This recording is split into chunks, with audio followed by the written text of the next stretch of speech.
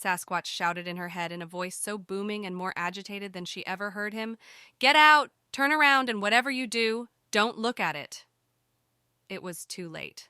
When someone tells you not to look at something, especially in a stressful situation, few people can be so disciplined to gain control of their body within less than a split second of your brain interpreting a message telling you to not look at something dangerous. Her chin moved up. Her glazed eyes finally focused past the massive city below. Then past the city was the crimson sea mirroring the equally red and orange skies painted by the sunset. Except she saw a massive blotch in her vision. She at first thought it was a smudge on her eyeball, maybe a hair or particle getting stuck in her eye. She thought maybe a cloud or even a mountain range rising from the sea before she finally realized that it was a creature so massive her eyes were incapable of totally encompassing its entirety, incapable of recognizing it as a living being. How could something so massive exist? It clicked in her head at that second. Her brain whirred into complete awakeness as the shapes made sense. It was a colossal body with what appeared to be two massive appendages at its front. Appendages appearing to be scythe-like arms whose sharpness even pricked her eyes when she stared directly at them. Each arm-like appendage appeared to be big enough to dwarf an aircraft carrier, its massive body behind it pushed forward as if trying to tear the ocean in half. Its forward momentum creating massive waves in its wake. Its upper body pushed forward out of the sea, and what appeared to be 6 colossal legs that could shoulder the skies, and a seemingly infinitely long underbody shaking the ocean and threatening the skies as it broke the surface of the seas. Kamaria heard Sasquatch shout, "Get out now, or you won't have a chance to escape it!" Kamaria felt this moment to be the most dangerous moment of her life. She heard herself respond to Sasquatch that she still couldn't understand how a gigantic and slow creature more than 300 miles away would warrant her need to escape at this moment.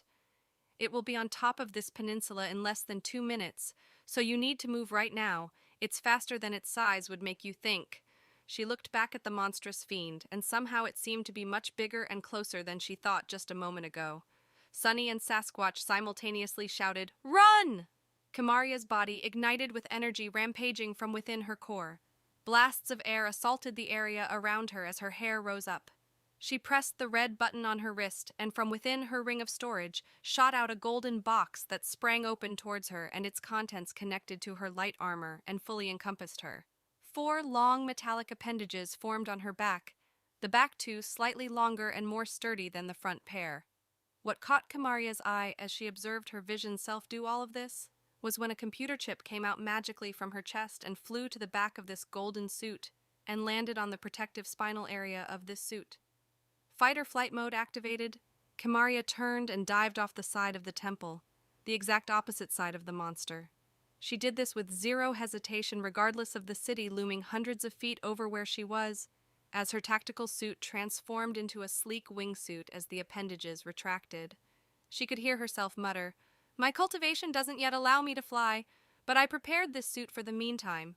Stutter step isn't quite as effective on the ocean or quick in this environment." She glided around spires. She saw people stunned by the pressure emanating from the monster as she screamed, "There's a monster coming! Run!"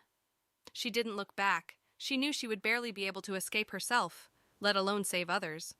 Kamaria was quickly seeing the edge of the city before Sasquatch said, "Escape towards the sea. The land route is closer to it. Just go straight into the ocean." She altered her direction slightly, seeking to directly fly off the side of the city and into the ocean. Kamaria muttered, "It's been like 2 minutes. Is it really here?" She made the mistake of turning her head to the side and felt her heart skip a beat as she saw its colossal form towering over not just the town, but even the gigantic temple overlooking the city. It stopped, and she finally saw that the surrounding haze around it was millions of tiny tentacles moving all over.